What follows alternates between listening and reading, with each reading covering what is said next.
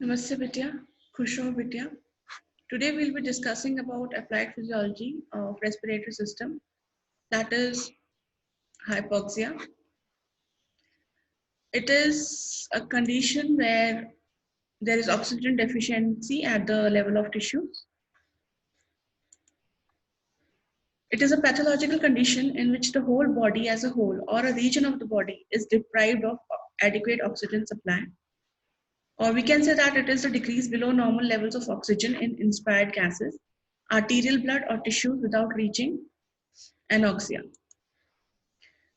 Now the causes could be high altitude, low hemoglobin level, decreased oxygen supply to an area, low oxygen carrying capacity, poor tissue perfusion, impaired ventilation, and decreased diffusion of oxygen. Now we come to the etiological classification. First is inadequate oxygenation of the blood in the lungs because of extrinsic reasons. That could be deficiency of oxygen in the atmosphere or hypoventilation because of neuromuscular disorders.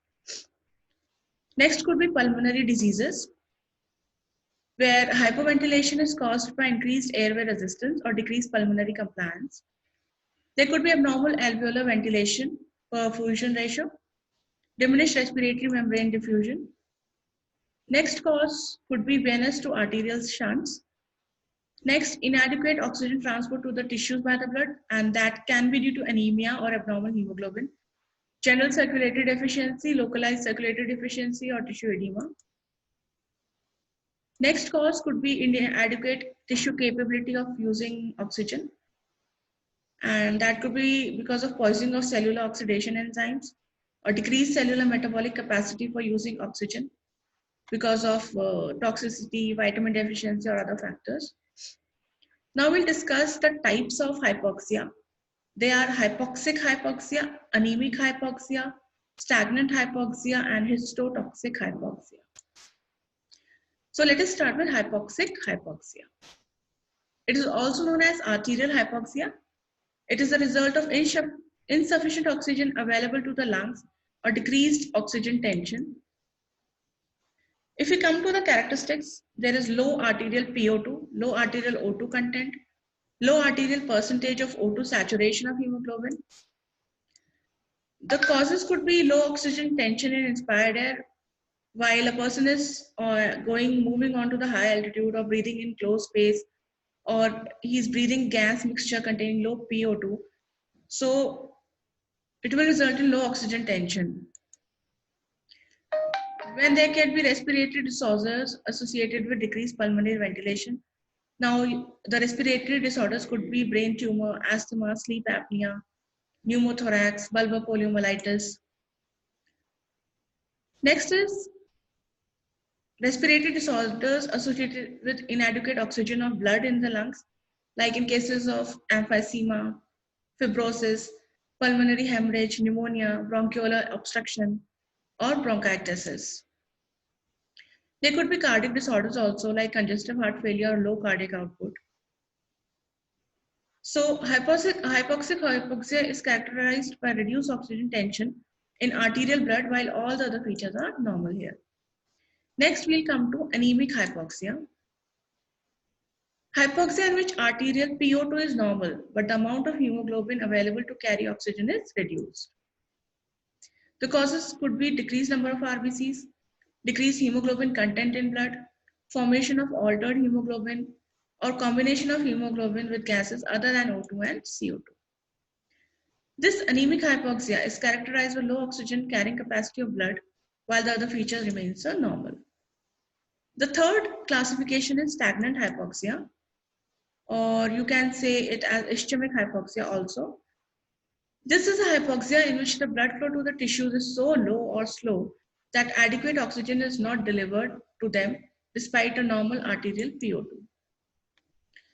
If we come to the causes, it could be congestive heart failure, hemorrhage, surgical stroke, vasospasm, thrombosis, or embolism. Now, this stagnant hypoxia is characterized by decreased velocity of blood flow, while the other features are normal. Next is histotoxic hypoxia. This is a hypoxia in which the amount of oxygen delivered to the tissue is adequate, but because of the action of a toxic agent, The tissue cells cannot make use of the oxygen supplied to them. The causes could be cyanide poisoning because cyanide destroys the cellular oxidative enzymes and completely paralyze the cytochrome oxidase system.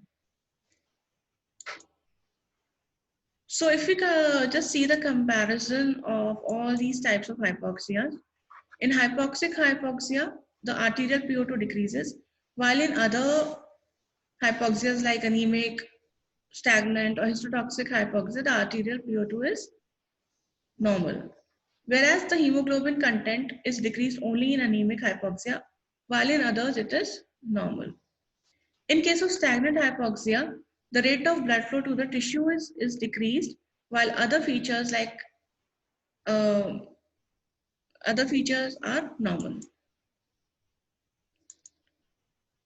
So now we'll come to the treatment. To counter the effects of high altitude diseases, the body must return arterial PO2 towards normal.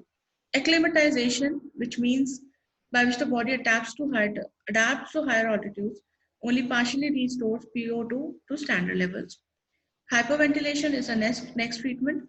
The body's most common response to high altitude condition increases alveolar PO2 by raising the depth and rate of breathing. Then is polycythemia. It is a condition in which the number of RBCs increases in the circulation. It thickens the blood, raising the danger that the heart can't pump it.